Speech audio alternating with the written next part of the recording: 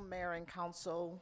There are several items I would like to bring to your attention, or at least make you aware of. The first two items we would like to talk about is actually printed on the agenda, and it is printed because you have an opportunity to ask questions regarding these issues. The first one we would like to talk about is to really provide you an update to what's going on with our backflow preventer program.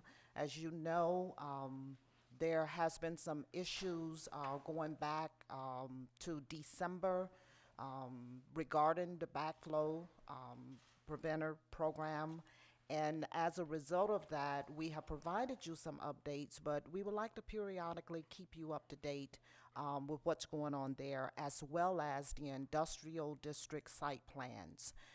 So we have Bill here that he is the interim director of development services, Bill Green, and he's going to provide you an update with both of these programs, and after which I'm going to go into the well and talk about a couple of other issues.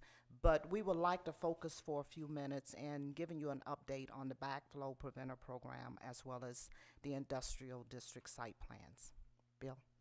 Thank you, Margie. Good afternoon, Mayor, City Council. Bill Green, Interim Director of Development Services. Joining me today is Mr. Gene DeLauro, our City Building Official, as well as our Interim Assistant Director of Development Services. On February 14th, 2017, the City Council amended Sections 14 and 15 of the City Code of Ordinances that authorize the city to inspect, install, repair, and/or replace backflow assemblies and place the cost on customers' utility bills. 900 commercial backflows devices were found to be delinquent. 7 third-party inspectors were contracted by the city's purchasing division to assist us with this compliance program. As of June 30th, 75% of the work is complete. All contracts are to be completed by July 21st of this year. I stand by for any questions you may have. Anybody have any questions on this? Yes, sir, Mr. Garza. Thanks, Bill. Yes, sir. Just the only question that I've got is, do we have a method of being able to follow up so that when it comes up to whatever time frame, I'm not sure, do we ever make a decision about going back to yearly inspections or? I believe that when there were discussions before recently regarding it, we're continuing the 1-year inspections for commercial, and for residential is still 3 years. Still 3, okay. Do we have a way of making sure that we can follow up, and when the new year comes up, be able to go back and make sure that the Yes, sir, absolutely. Many of the facilities are owned by the city, so we do have a way. I'll let Mr. DeLauro provide some specifics. So one of the things we're doing is speaking with a company, Riker, that the fire department just retained to implement a software database system that they can use to track and schedule inspections and keep on a timely basis. We met with them last week, and we're looking to implement something very similar to what the fire department is now going to use as a way to track these. We have a database system in place right now, but I think the database system that they offer is better than ours. It would be able to allow our customers to pay a little bit less than what they're paying now for us to maintain our database. So we're looking at that and hope to make a decision in the next couple weeks on that. And I would like to also add, during the budget process, we will be talking about this whole backflow preventer program. I'm a little concerned that I think we need to become just a little bit more proactive, and there will be more discussion during the budget process, because we used to actually have a division for backflow preventers, and it has been eliminated. It was eliminated somewhere along the way, and staff is doing an awesome job in trying to maintain as best as possible now based on the software. But we really need to talk about getting a little more proactive with that program, and we will be talking about it during the budget process. Okay. Any other questions? All right, sir, thank you. All right, thank you. I have the second update. Okay. This is on the industrial district agreements. On February 3rd of this year, 82 companies with industrial district agreements with the city of Corpus Christi were sent written notice to provide an industrial district affidavit prepared by a registered professional engineer licensed to practice in the state of Texas, certifying that all actual or potential contamination hazards to the city's public water system were identified and protected by appropriate backflow and cross-connection control procedures. A second notice to these companies was sent on April 14th of this year, and a third certified mail notice was sent to the address of the utility billing, customers billing, on June 28th of this year. To date, 33 of the 82 industrial affidavits have been received and accepted by the city of Corpus Christi. 33 companies have been granted time extensions, and we are working with their staff and their engineers closely and in good faith, and we're making progress there. And the last notice that I mentioned on June 28th was sent to the 16 companies that had not responded. Future immediate redress will involve direct canvassing of these 16 companies, and future non-response will be referred to our legal department for remedy to identify industrial district compliance. I stand by for your questions. All right. Anybody have any comments or questions on that? All right. Well, thank you very much. Thank you, sir.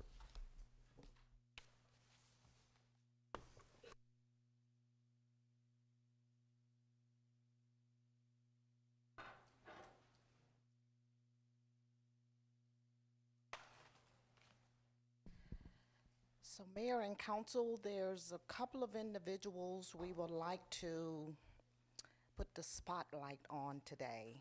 One is Chief John Hyland, if you're present, along with Airport Director, if you could also please come forward.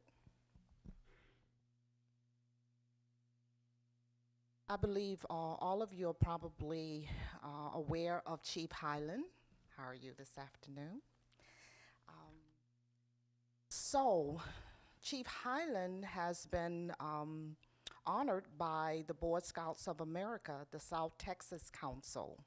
He was recently recognized and presented with the District Award of Merit for his work with the area scouts. For the last several years, Chief Hyland and the Corpus Christi International Airport staff introduced area youth to aviation, safety, and meteorology through aviation days and merit badge classes. The events are coordinated by the chief and are not only supported by public safety, but also by airport operations, facilities, as well as maintenance.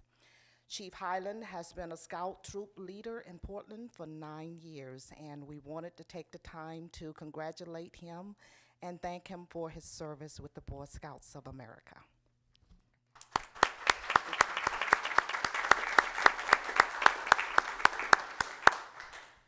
I think just a brief note that it's kind of a we effort. I guess I'm the name on the plaque for the award, but it's something that at the airport we try to educate the youth of the community and try to get them interested in possible careers in not only law enforcement, fire, but aviation in general. And so we do partner with groups like the National Weather Service and Driscoll, their aviation program, which a good portion of it is out at the airport. So I'll accept the award on behalf of the airport and the staff. Thank you. Okay, thank you. And we would like to take a picture, if that's okay.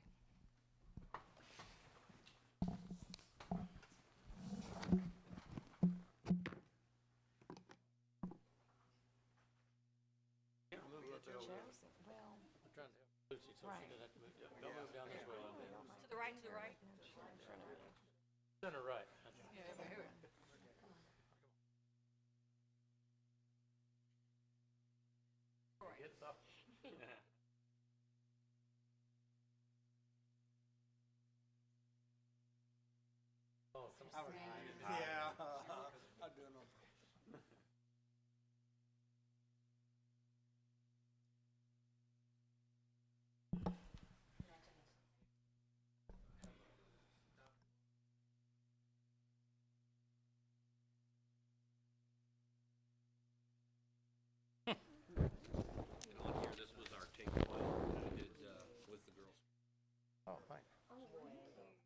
yeah, yeah. Thank you, Chief. Wear on their uniform. Multiple, it goes all the way from Laredo and up to Victoria. Ones that come to the airport. Okay, so Mayor, there's one last item. This All is a life-saving award. So if Officer Humzik,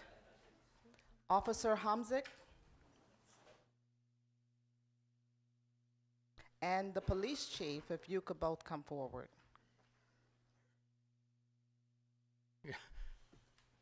I got the same hairdresser. Twins. Yeah.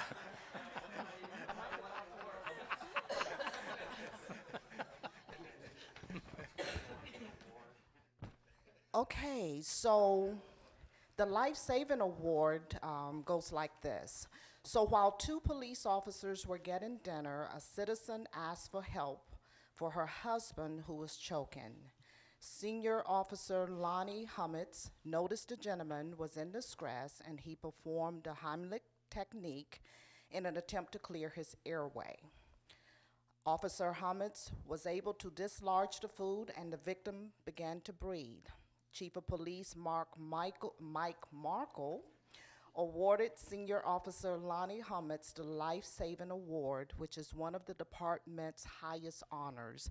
I wanted to take the time to put the spotlight on you because this is definitely a life-saving issue, and I'm sure that the citizens that were involved in this is very happy that you did this, and we appreciate you for having the abilities to be able to assist them. So, thank you so much.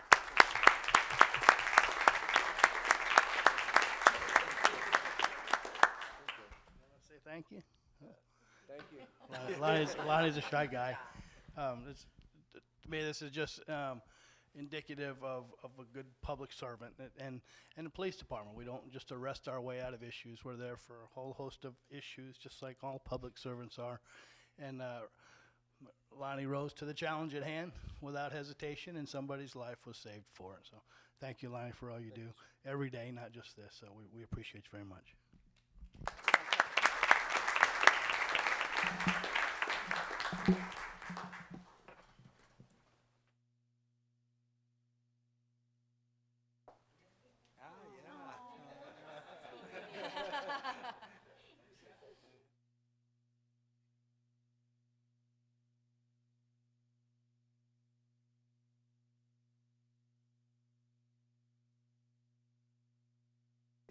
Thank you.